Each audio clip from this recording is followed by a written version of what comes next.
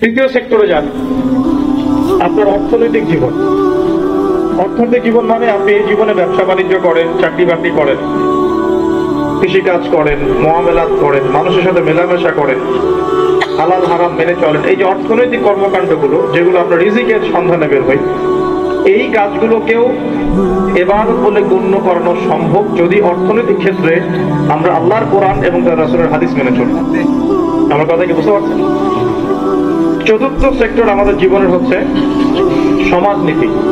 সমাজে আমরা যখন চলাফেরা করি, আমরা সামাজিক জীব, সমাজে মেলামেশা করি, মানুষের সাথে আমরা ওঠা বসা করি, মুআমালাত করি, আত্মীয়দের হক আদায় করি, প্রতিবেশীর হক আদায় করি, সমাজের দায়িত্বগুলো পালন করি।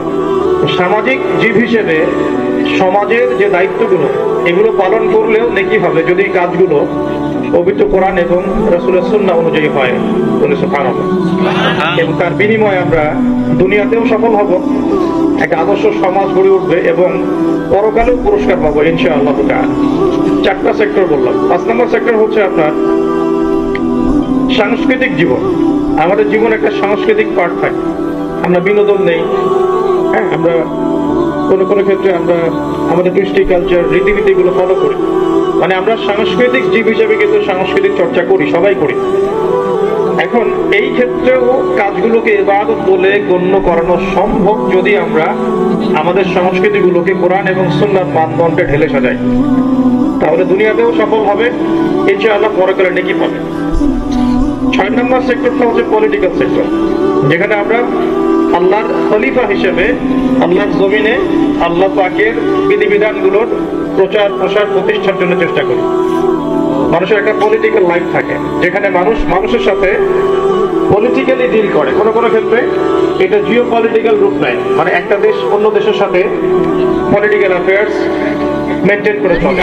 এই কাজগুলো ইবাদত বলে গণ্য হবে যদি কাজগুলো কোরআন এবং সুন্নাহর মানদণ্ডে আসে।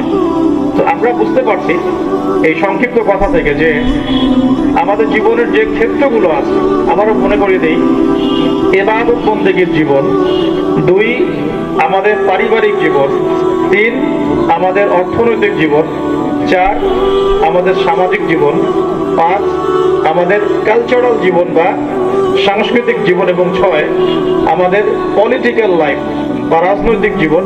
প্রত্যেকটা সেক্টরকেই ইবাদত বলে গণ্য করানো সম্ভব যদি প্রতিটা ডিপার্টমেন্টের কাজ কোরআন এবং সুন্নাহর মানদণ্ডে হয়। আমার কথা কি বুঝতে পারছেন? এবার ব্যাখ্যা করছি। দেখুন, মনে করেন আমরা এখন রাতের বেলা আছি, ইনশাআল্লাহ মাহফিল শেষ হবে, আমরা সবাই ঘুমিয়ে যাব। এখন ঘুমানোর আগে যদি আপনি রাসূলুল্লাহ সাল্লাল্লাহু আলাইহি ওয়াসাল্লামের সুন্নাহগুলো মেনে চলেন, কোরআনের হুকুম আহকামগুলো মেনে চলেন, ঘুমানোর ক্ষেত্রে রাসূলের আদর্শটা ফলো করি, তাহলে যদি 6 ঘন্টা ঘুমাই, প্রত্যেক ঘন্টার জন্য আল্লাহর কাছে নেকি পাবো ইনশাআল্লাহ। আল্লাহ পাক যে বলেছেন, ওমা খালাকতুল জিন্না ওয়াল ইনসা ইল্লা লিয়াবুদুন, আমি জিন আর মানুষকে শুধুমাত্র আমার ইবাদত করার জন্যই সৃষ্টি করেছি। ঘুমটাও ইবাদত হবে যদি কোরআন এবং সুন্নাহর মানদণ্ডে করা হয়। যেমন নরমালি যদি ঘুমাতে যান, আপনি বাসায় যাবেন, লাইটস অফ করবেন, ঘুমিয়ে যাবেন, এটা ঘুম, এটা ইবাদত হলো না। ইবাদত কিভাবে হবে? ঘুমানোর আগে একবার পড়তে হবে আয়াতুল কুরসি, আপনাকে পড়তে হবে সূরা বাকারার শেষের 3টা আয়াত বা 2টো আয়াত। নবীজি বলেছেন, রাতের বেলা ঘুমানোর সময় যে আয়াতুল কুরসি তেলাওয়াত করবে, আল্লাহর পক্ষ থেকে